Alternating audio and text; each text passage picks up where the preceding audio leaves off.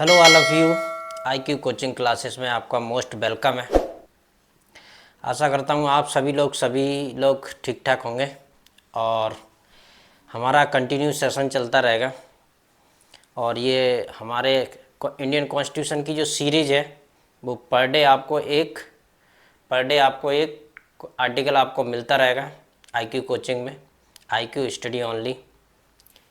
तो चलिए आज हम लेट स्टार्ट करते हैं आर्टिकल नंबर 2। आर्टिकल नंबर 2 तो आर्टिकल नंबर 1 हमारा हो चुका था। अब आज हम स्टार्ट करते हैं आर्टिकल नंबर 2। आर्टिकल नंबर 2 पढ़ने से पहले हम थोड़ा सा बैक में जाते हैं। उसमें क्या है, जो आर्टिकल नंबर 1 का क्लॉज नंबर 3 था वो क्या कहता था बेसिकली कि जो टेरिटरी या स्टेट है, जो भी भाग है जिसको भारत में एक्वायर किया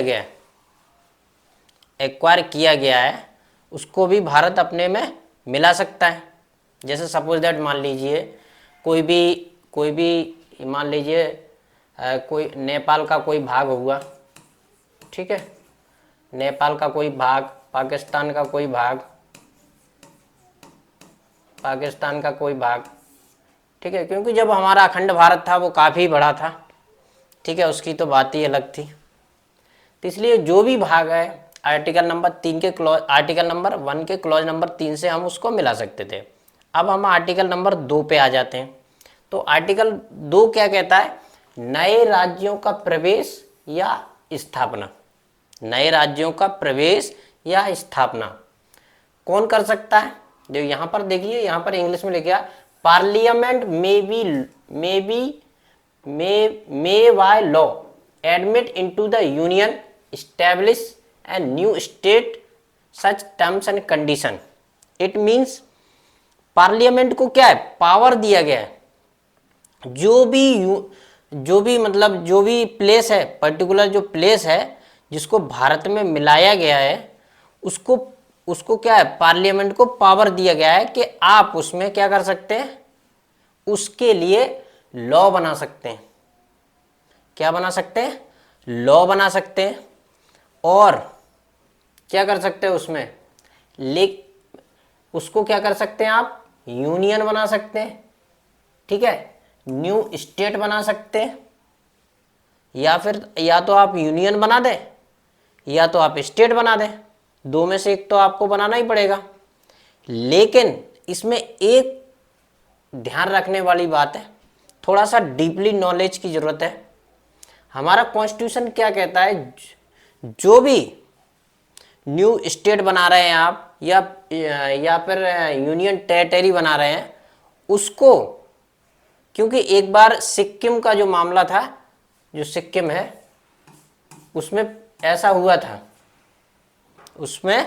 हुआ था कि जैसे सपोज दैट मान लीजिए पार्लियामेंट किसी भी प्लेस को, पाकिस्तान के किसी भी प्लेस को भारत में मिलाती है, तो उसका आप ऐसा नहीं कर सकते कि आप रिलीजियन यानी कि धर्म के बिहाफ पर उस प्लेस का नामकरण कर दें आप, ठीक है, कि आप धर्म विशेष के लिए है।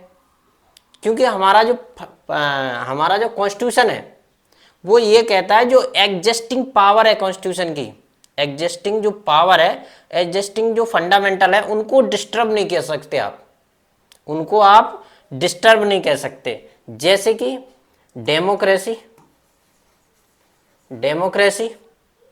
दूसरा क्या है, हमारे फंडामेंटल राइट है, जो हमारे फंडामेंटल राइट है उनको किसी भी तरह का कोई डिस्टरबेंस नहीं होना चाहिए, ठीक है। आप जिस स्टेट को मिला रहे हैं मिला लीजिए, कोई दिक्कत नहीं है, ठीक है, आप उसके ऊपर लॉ बना लीजिए। बाय लॉ किसको दिया गया, पावर पार्लियामेंट को दिया गया कि आप लॉ बनाइए, उस पर कोई दिक्कत नहीं है।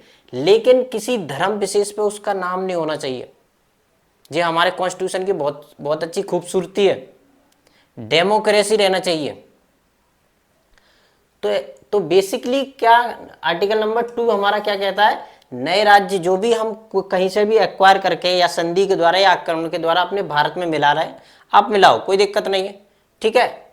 उसको पावर दे दी गई आर्टिकल नंबर 2 के अकॉर्डिंग आप उस पर लॉ बना सकते हैं, उसमें किसी भी तरह का जो भी कार्य करना है वो कर सकते हैं।